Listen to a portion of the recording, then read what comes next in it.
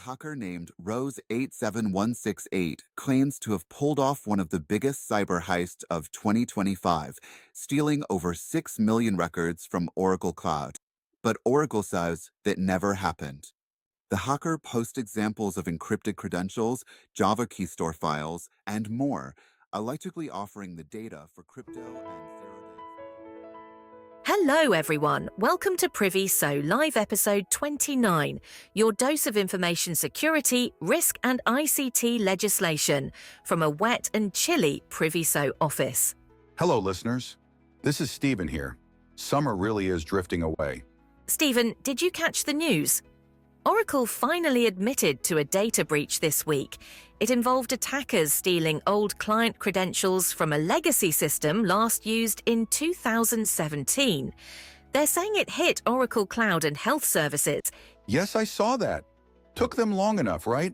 They denied it for weeks and now they're quietly telling some clients it happened, with the FBI and CrowdStrike digging in. Exactly. They went from no breach to, oh, it's just an old system, like it's no big deal. I think they botched this. If they'd owned up earlier, they could have warned customers sooner. Hospitals got patient data exposed. True, but I'll give them a tiny bit of credit. They didn't go full cover-up, eventually. Notifying clients privately and getting experts involved shows some responsibility. Still, the silence in public? Companies like this need to be upfront, not play word games. Totally. The vagueness kills trust. Legacy environment sounds like a dodge when you've got 6 million records out there. They should have led transparently. Say what happened, how bad it is, and what they're fixing. And now they've got a lawsuit too, accusing them of hiding it. If they'd been proactive, admitted it early, shared a plan, people might have respected that. Instead, it's damage control city. Agreed. In 2025, you can't afford to stumble like this. Also this week, the South African Information Regulator had a media release inviting all public and private bodies to submit their annual reports for the year 2024 to 2025 on access to information requests received and processed. The submission period opened on the 1st of April and will close on the 30th of June.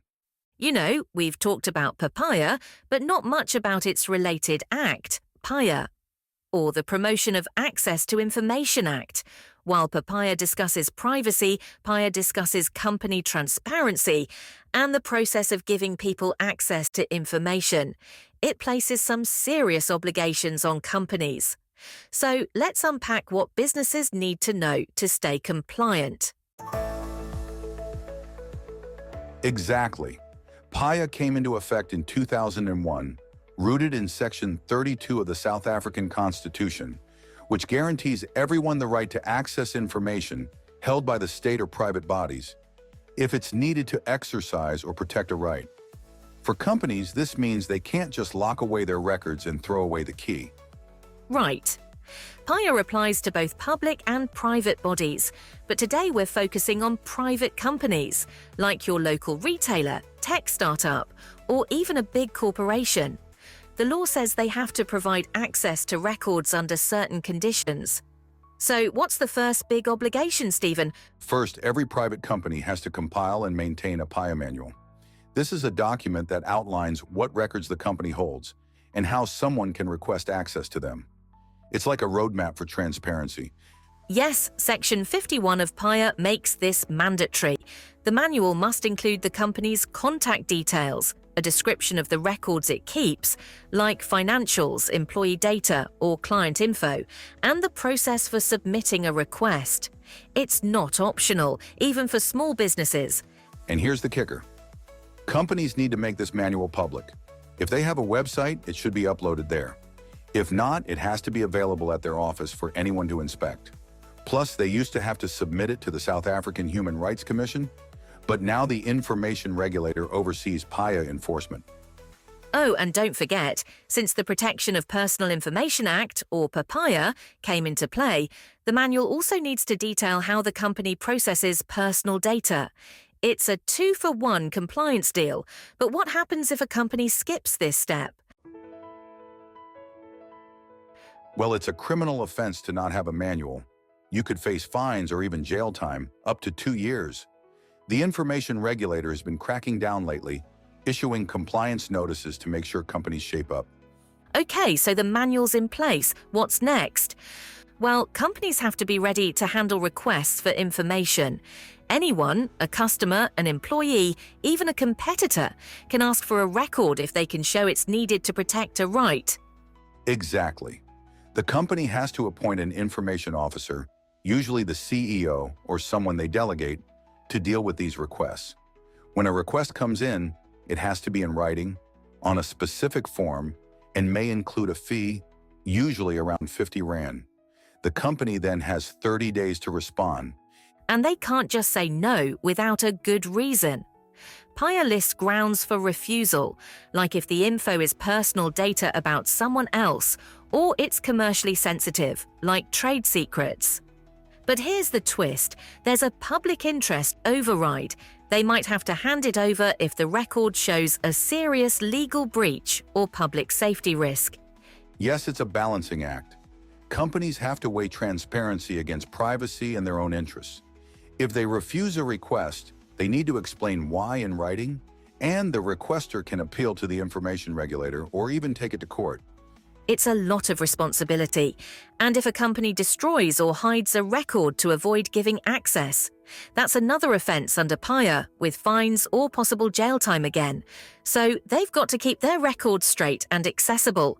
So how do companies actually comply day to day? It starts with good record keeping. They need systems to track what records they have, whether it's paper files, emails, or digital databases. Without that, they can't respond to requests properly. Totally. And they need to train staff, especially the information officer and deputies, on PAIA rules. The Information Regulator offers free training, which is a great resource. Companies also have to register their information officer with the regulator, so they're officially on the hook. Another practical step, companies should review their manual regularly. Laws change, businesses evolve, and the manual has to keep up. Plus, they need to be aware of PAIA overlap, protecting personal info while still meeting PAIA's access requirements. And if a request comes in, they've got to act fast but smart. Check the request's validity, consult legal if needed, and document everything. It's about being proactive, not reactive. Non-compliance can damage a company's reputation, not just its wallet. Spot on.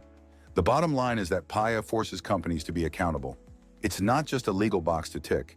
It's about building trust with the public, employees, and stakeholders. So, to wrap up, South African companies under PAIA need a manual, an information officer, solid record keeping, and a process to handle requests fairly. It's a framework for transparency that's been around for over 20 years now. And as of April 2025, with the Information Regulator stepping up enforcement, there's no room for slacking. Companies that get this right avoid penalties and show they're serious about openness. That's it from us for this episode. If you enjoy what we do, please recommend us to others. Word of mouth is a strong driver of podcast growth. If you want to hear more of the same, don't forget to subscribe or like our channel to receive future episodes. You can find us on all major podcast channels, including Apple, Samsung, Spotify, iHeartRadio, and YouTube. As always, this is sponsored by Priviso Consulting, your partner when trust matters. Until next time, stay safe.